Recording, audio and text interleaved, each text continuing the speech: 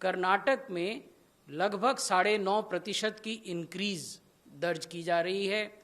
महाराष्ट्र में 11.5% की डिक्रीज है। तमिलनाडु में 18% की डिक्रीज है और दिल्ली में लगभग 50% की इंक्रीज है। ये 50% इसलिए दिख रहा है क्योंकि अचानक दिल्ली में मृत्यु बढ़ी हैं। आप सब लोग अवगत हैं कि लगातार न केवल एक्टिव केसेस की संख्या दिल्ली में घट रही थी बल्कि मृत्यु की संख्या भी घट रही थी। लेकिन पिछले कुछ सप्ताहों से दोनों पैरामीटर्स पर, यानी एक्टिव केसेस के पैरामीटर पर भी और मृत्यु के पैरामीटर पे भी बढ़ोतरी हुई है। और उसको देखते हुए भारत सरकार के गृह मंत्रालय के नेतृत्व में फिर से दिल्ली सरकार के साथ एक्टिव एंगेजमेंट करके हम कदम उठा रहे हैं। दिल्ली के माननीय लेफ्टिनेंट गवर्नर के स्तर पर भी बैठकें हुई हैं। देश में 5 राज्य ऐसे हैं जहां की 62% एक्टिव केसेस का इन 5 राज्यों में है।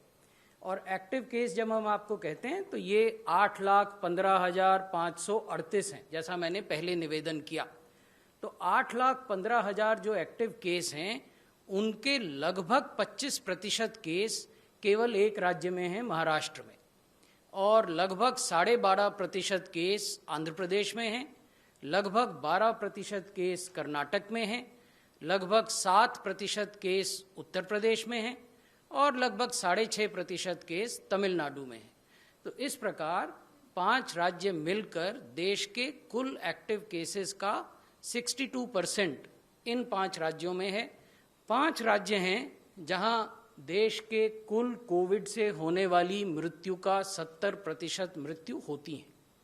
महाराष्ट्र में देश की कुल मृत्यु का 37.39% हो रहा है, तमिलनाडु में 11.16, कर्नाटक में 8.83, दिल्ली में 6.65, आंध्र प्रदेश में 6.12 और जो अवशेष लगभग 30% मृत्यु हैं वो देश के अन्य जिलों में हो रही हैं। लेकिन ये भी, जैसा मैंने आपको बताया, ये तस्वीर का एक पहलू है एब्सोल्यूट नंबर्स के आधार पर।